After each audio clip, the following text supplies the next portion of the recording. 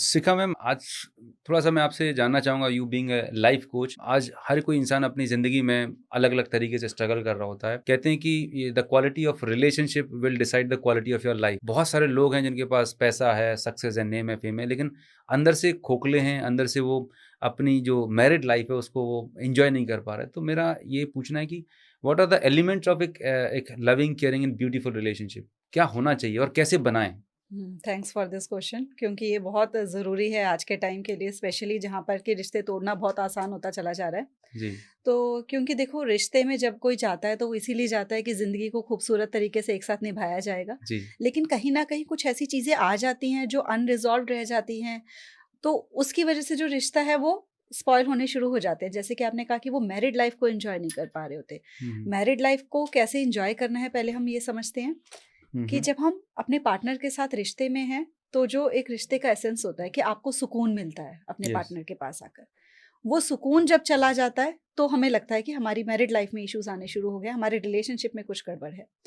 तो सबसे पहले तो हमको सुकून देखना है कि हमारे रिश्ते में सुकून होना चाहिए। वो जी, कब होगा? हम सुकून कब फ़ील करते हैं किसी की कंपनी में? जब वो हमको जैसे हैं हमको एक्सेप्ट करते हैं, राइट। हमको बदलना नहीं चाहते। हमारी कमियों की जगह हमारे अंदर जो क्वालिटीज़ हैं, जी, उनको हमें हमारे साथ भी रूबरू करवाते हैं और हमारी लाइफ की क्वालिटी को बेटर बनाने के लिए हमारी सपोर्ट करते हैं। तो मतलब आपका पार्टनर जब आपकी ज़िंदगी को बेहतर बनाने में और ज़्यादा ब्यूटीफुल बनाने में सपोर्ट कर रहा होता है, तो वो रिलेशनशिप बेटर चल रहा होता है। तो ये दोनों तरफ से आता है। हुँ, हुँ। होता क्या है कि रिश्ते में दोनों पार्टनर्स एक दूसरे को सुधारने में लगे रहते हैं। यस। एक दूसरे की कमियाँ गिनाने में लगे रहते हैं।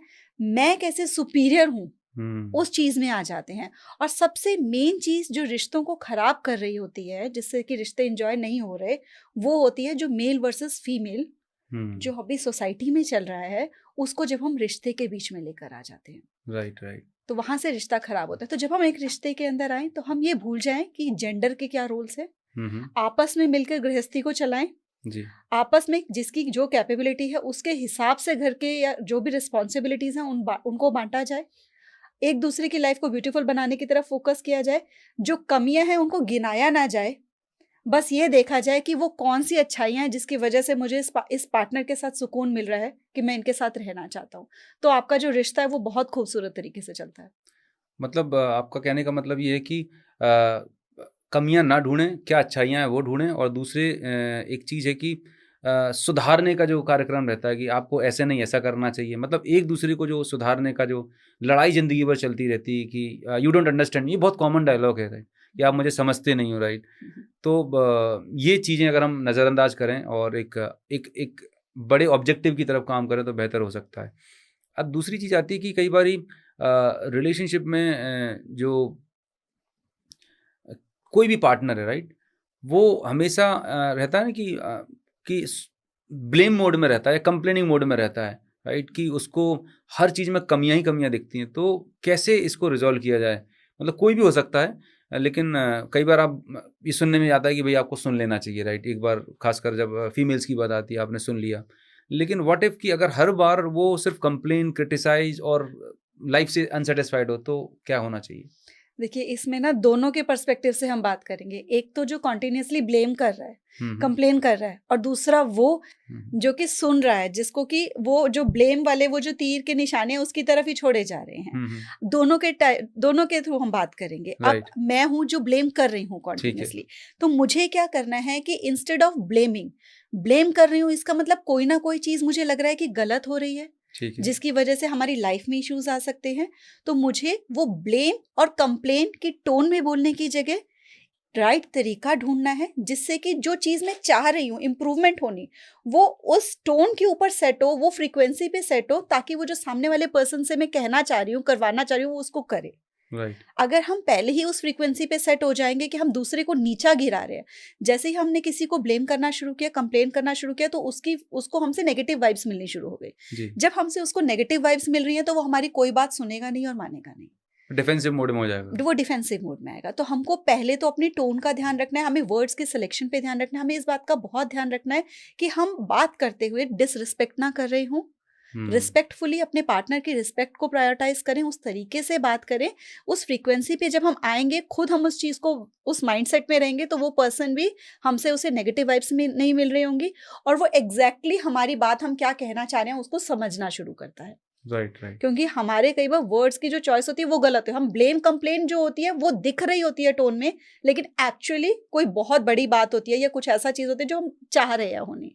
अब जो दूसरा पार्टनर है, अब ये तो देखो, क्योंकि मैं ये कहती हूँ हमेशा कि हमें हमेशा अपने आप को सुधारना है, राइट। दूसरे को नहीं सुधारना है। अगर हम अपने रिश्ते को खूबसूरत तरीके से चलाना चाहते हैं, हमें कभी भी ये नहीं है कि अब मैंने बोला है तो कोई अब इसको देखकर अपने पार्टनर को बोले कि देखो ये कह रहे हैं, अब तुम अपनी टोन को सुधार लो। हाँ, ज्यादातर लोग तो ये एंगल में देखते हैं, देखो ये रील देखो, ये तुम्हारे लिए है। ये तुम्हारे लिए, यही सबसे बड़ी गलती है। अब ओके। आपको क्या करना है कि आपका पार्टनर ब्लेम करता है, कंप्लेन करता है। अब मैंने कहा कि दूसरा पार्टनर जो है वो डिफेंसिव मोड में आ जाता है, हमेशा से वो नेगेटिव वाइब्रेशंस लेनी शुरू करता है। आपको क्या करना है, वो लेयर हटा देनी है। ये पार्टनर ने ब्लेम के टोन में बोला, कंप्लेनिंग टोन में बोला, कैसे बोला, किस तरीके से बोला, सारी लेयर हटाकर क्यों बोला पे फोकस करो। ओके। एम्पैथाइज करना शुरू करो कि ये चीज जो बोल रही है, ये बोल रहा है, ये कहाँ से निकल कर आ रहा है, एक्चुअल रूट क्या है इसका, क्या फील कर रहा है, क्या वाकई में कोई बहुत बड़ा इशू है। आप अपने आप को उस नेगेटिव वाइब्रेशंस वाली साइड पे मत लेके जाओ, आप खुद को रखो, अच्छा इसकी ऐसी टोन हो रही है, मुझे इस टाइम पे बात को संभालना है। आप फिर जब आप अपने आप को उस लेवल पर रखोगे, उस वाइब्रेशंस पे नहीं जाओगे नेगेटिव वाली, तो आप समझ पाओगे कि बात क्या है। और आप फिर उस जब प्रॉब्लम का सॉल्यूशन कर दोगे तो ऑब्वियसली जो रिश्ता जो था वो बढ़िया रहेगा आपका, आपस में वो जो टकराव था वो नहीं हुआ। तो सुधारना, जैसे आपने कहा एक दूसरे को सुधारते रहते हैं, सुधारना एक रिश्ते में सिर्फ और सिर्फ खुद को होता है, क्योंकि हमें दूसरे को, मैंने कहा कि एक्सेप्ट करना है, तो आपको एक्सेप्ट करके समझना होता है कि इसका पर्सन का बात करने का क्या तरीका हो रहा है। और जब हम अपने आप को सुधारना शुरू कर देते हैं ना, तो कहते हैं कि your vibe attracts your tribe. तो आपके जो साथ वाला पर्सन है ना, वो अपने आप ही आपकी वाइब्स कैच करनी शुरू कर देता है। तो दूसरे को पहले तो नहीं सुधारो, अपने आप को सुधारो, एम्पैथाइज करो, रिस्पेक्ट करो, तभी आपके जो भी इश्यूज हैं वो रिजॉल्व होंगे और आपका रिलेशनशिप बढ़िया रहेगा। Very true. तो एक वर्ड जो आपने बोला कि आपको अपने ऊपर काम करना है, अपने आप को सेल्फ इम्प्रूवमेंट पे काम करना है, तो किस तरह से हो सकता है, कैसे करना चाहिए? सेल्फ इम्प्रूवमेंट में देखिए, सबसे पहले तो मैं ये कहती हूँ कि रिलेशनशिप में आने से पहले ही आपको मैं कौन हूँ पता होना चाहिए। मेरी क्या पसंद है, मेरी क्या नापसंद है, हमें ये चीज़ें पता ही नहीं होती। हम रिश्ते में जाते हैं किसी और चीज़ों से अट्रैक्ट होकर। जैसे कि अगर हमें कोई दिखने में अच्छा लगा, और मोस्टली लोग तो शक्ल पर जा रहे हैं, या तो फाइनेंशियल बैकग्राउंड देख रहे हैं या फिर लुक्स देख रहे हैं, इन चीज़ों के बेसिस पे वो रिश्ते में आ जाते हैं। फाइनेंशियल बैकग्राउंड, लुक्स जो है, ये सारा जो, जब ये चीज़ें लगता है ना कि ये चीज़ तो हमें मिल गई, उसके बाद हमें जब रियल पर्सन दिखना शुरू होता है और फिर हमें समझ में आ जाता है, ओ इसके अंदर जो ये चीज़ें, ये तो मुझे पसंद ही नहीं थी, ये तो लाइफ में चाहिए ही नहीं था। करेक्ट। तो जब आपको ये चीज़ें आइडेंटिफाई होनी शुरू होती है, वहाँ रिश्ते खराब होते हैं। तो आपको अब क्या करना है कि सेल्फ लव की जर्नी पे चलना है पहले तो, कि खुद को पहले तो आइडेंटिफाई करो कि मुझे लाइफ में एग्जैक्टली उन लोगों के लिए जो भी रिश्ते में नहीं आए, फिर हम उनकी बात करेंगे जो आ चुके हैं। तो रिश्ते में आने से पहले, दूसरे को समझने से पहले, दूसरे को एक्सेप्ट करने से पहले अपने आप को एक्सेप्ट करो। Very true. मेरे अंदर भी कमियां होंगी, क्योंकि जब तक आप अपनी कमियों को एक्सेप्ट नहीं करना शुरू करोगे, आप अपने पार्टनर की कमियों को भी एक्सेप्ट बिल्कुल भी नहीं करोगे। जब आप अपने आप को एक्सेप्ट करना शुरू करोगे तो आप दूसरे पर्सन के अंदर भी कमियां हो सकती है, ये जो प्रोबेबिलिटी है, इसको एक्सेप्ट करना शुरू करोगे।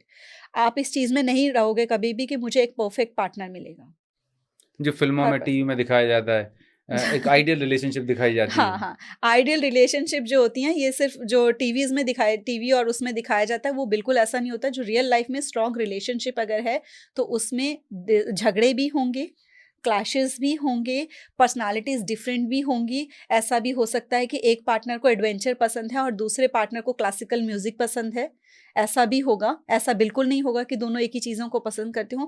तो ये आपको अपनी लाइफ में क्लैरिटी लेकर चलनी है कि एज अ पार्टनर आप अपनी ज़िंदगी में क्या चाहते हो। ओके। आप जो उस पार्टनर है उससे आपको एक्सपेक्टेशंस अपनी लाइफ में है क्या, राइट। आपको जिंदगी में क्या चाहिए। जब तक आपको ये चीज नहीं पता होगी, नहीं क्लैरिटी होगी, तब तक अगर आप रिलेशनशिप में जाओगे तो आप रॉन्ग एक्सपेक्टेशंस के साथ जाओगे, और उसका प्रेशर किस पे जाएगा, फिर आपके पार्टनर के ऊपर, उन एक्सपेक्टेशंस को पूरा करने का। राइट। तो मैम, जो आपने बताया कि खुद को जानना है, समझना है, लेकिन मैम टाइम नहीं है, क्योंकि इंस्टाग्राम पे रील भी देखना बहुत ज़रूरी है, बहुत सारे सीरियल्स भी आ रहा है, उस पे भी बहुत ज़्यादा ज़रूरी है, मतलब और फिर अड़ोस-पड़ोस में क्या चल रहा है, रिश्तेदारों में भी बहुत सारी कहानियाँ चल रही होती हैं, मेरे मायके में क्या चल रहा है, ये सारा डेटाबेस इकट्ठा करना बहुत ज़रूरी है। फिर सेल्फ डेवलपमेंट के लिए कब टाइम मिलेगा? सेल्फ डेवलपमेंट के बच्चे लिए भी देखने हैं, परिवार, बहुत सारा काम है। देखो, सेल्फ डेवलपमेंट के लिए टाइम निकालने की ज़रूरत ही नहीं है। खुद को जानने के लिए टाइम निकालने की ज़रूरत ही नहीं है। आप कभी भी, अब हम आपस में बैठे हैं, हम ऑब्ज़र्व कर लेंगे ना, अगर हर चीज़ को ऑब्ज़र्व करते चले जाएँ बस, कि मैं ऐसे बैठी हूँ, तो मैं ऐसे क्यों बैठी होती हूँ? राइट। क्या मेरे को ऐसे बैठने में कंफर्टेबल लग रहा जी। है ना? मुझे कौन से कपड़े पहनकर कंफर्टेबल लगता है? मुझे क्या चीज़ें हैप्पीनेस देती हैं? आपके एक्शंस, आपके बिहेवियर, आप जो बात कर रहे हो, आप जिन लोगों से मिल रहे हो, आप जो खा रहे हो, आप जो भी कर रहे हो ना, जी। बस उसमें एक ऑब्जर्वर आई अपनी रखो। उसको ऑब्जर्व करना शुरू करो, प्रेज़ेंट मोमेंट में रहो कि क्या चीज़ें मेरे अंदर पॉजिटिविटी लेकर आ रही हैं, मुझे वाइब्स मुझे अच्छी फ़ील हो रही हैं, क्या चीज़ें जिनके बाद मेरी लाइट डिम होती लगती है। हुँ। आपको खुद की पहचान होनी शुरू हो जाएगी। जब आपको खुद की पहचान हो गई, आपको कोई एफर्ट करने की ज़रूरत नहीं है। आप एक पर्सन के सामने जैसे ही आओगे, आपको पता लगेगा मेरी डिम हो गई है लाइट, और हुँ। जैसे ही वो राइट पार्टनर आएगा, आपको पता लगेगा कि मेरी जो लाइट है वो और ब्राइट हो गई है। राइट। सो आपका कहने का मतलब है हमें अपने आप को सेल्फ ऑब्जर्वेशन, जैसे हम बोलते हैं इंट्रोस्पेक्शन, आत्मचिंतन, आत्म-मनन करने की ज़रूरत है। तो क्या एक तरीका ऐसा हो सकता है कि रात को सोने से पहले मैं जर्नलिंग करूँ रात को, या क्या कोई ऐसी टेक्निक है, कोई मेथड है जो आप सजेस्ट करना चाहेंगे जिसके थ्रू हम अपने आप को की पर्सनैलिटी के बारे में, अपने बारे में ज़्यादा बेहतर से जान सकें? देखिए, अपने बारे में जानने के लिए बहुत सी चीज़ें होती हैं। एक तो मैंने ये बोला कि आप कुछ भी मत करो, बस ओके। आप जो कर रहे हो पूरा दिन में, आपकी जो डेली रूटीन है उसको ही ऑब्जर्व करते रहो। राइट। अपने आप को हमें पता ही नहीं होता। पता है, कई बार हम अपनी आईज़ क्लोज़ करें, हमें अपनी शक्ल ही नहीं पता चलती कि कैसी है। हुँ। हम ज़ोर लगाते हैं यस, कि यस। अपनी फ़ोटोज़ याद करेंगे। अभी-अभी मैं कैसे दिख रही हूँ पता ही नहीं है। राइट। दूसरों की करेंगे तो वो फटाफट से आ जाएँगी, बिल्कुल। अपनी नहीं आती। क्यों? अपने आप को हम जानते ही नहीं हैं। तो पहली तो यही है कि अपने ही जो हम कर रहे हैं उनको ऑब्ज़र्व करना शुरू कर दो। राइट। दूसरा ये, अगर आपको खुद को जानना है तो जर्नलिंग बहुत इम्पोर्टेंट होती है। जी। जर्नलिंग करना, मैं जर्नलिंग के बहुत फ़ेवर में हूँ। जर्नलिंग करना मतलब ये भी एक फैंसी वर्ड है, मतलब ये हुँ। कि सिर्फ़ एक लिखना। पुराने ज़माने में लोग डायरी लिखते थे ना, राइट। उस तरह से लिखना। ये क्या होता है कि जैसे रिलेशनशिप की भी बात करेंगे ना, अगर हम, हाँ, क्योंकि हाँ। आप रिलेशनशिप के बारे में बात कर रहे थे। जी। अगर हम सिर्फ़ आपको हमको लग रहा है कि हमें अपनी रिलेशनशिप को बढ़िया करना है, उसके बारे में लिखना शुरू कर दो। आप अपने पार्टनर के बारे में लिखना शुरू कर दोगे।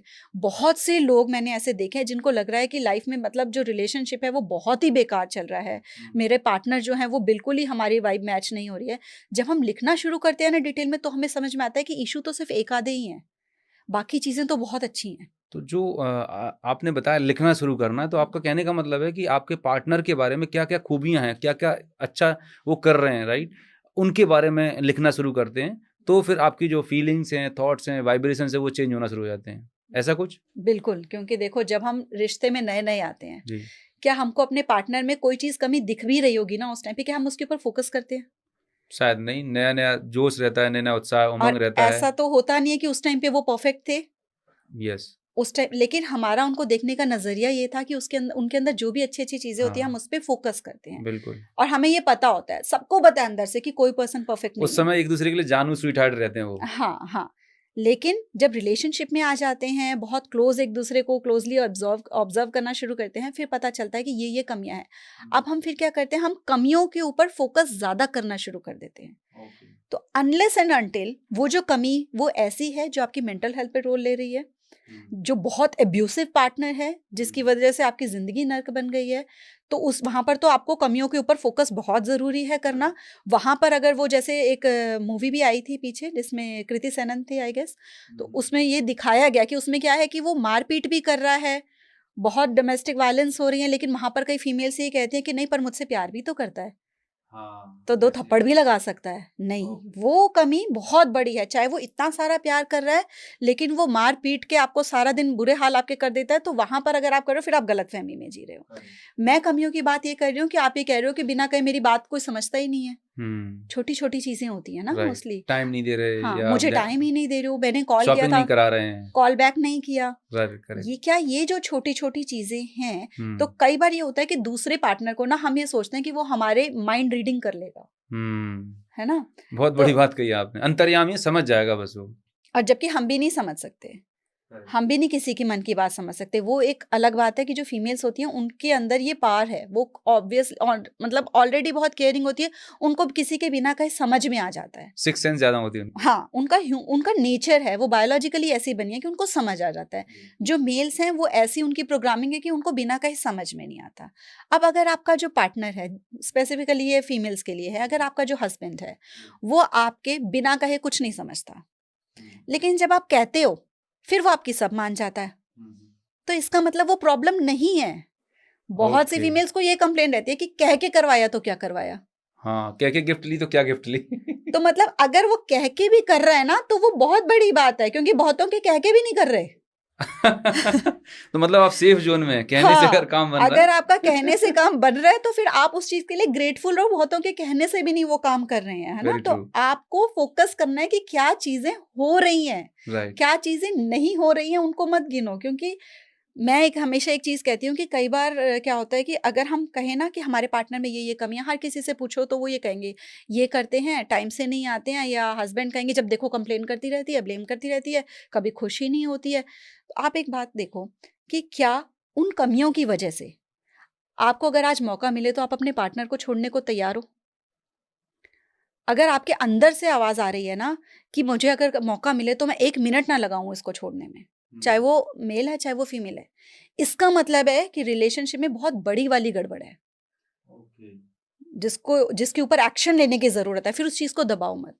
लेकिन जहाँ ये बात आ जाती है ना कि नहीं मतलब मैं छोड़ूँगी नहीं और ऐसा कभी सोचूँगी भी नहीं, नहीं और तो उसी लड़ना टाइम भी अगर है, आप छोड़ना भी नहीं है। हाँ, तो इसका मतलब होता है कि वो जो लड़ रहे हैं, छोटे-मोटे क्लैशेस हो रहे हैं, वो तो हर चीज़ में होते हैं। Part and parcel of life. वहाँ पर है कि वो जो मैंने एक लिखी थी कि होंगी कमियाँ मुझ में भी, होंगी कमियाँ तुझ में भी, पर है प्यार तेरा मेरी ज़िंदगी में होना ही काफ़ी है।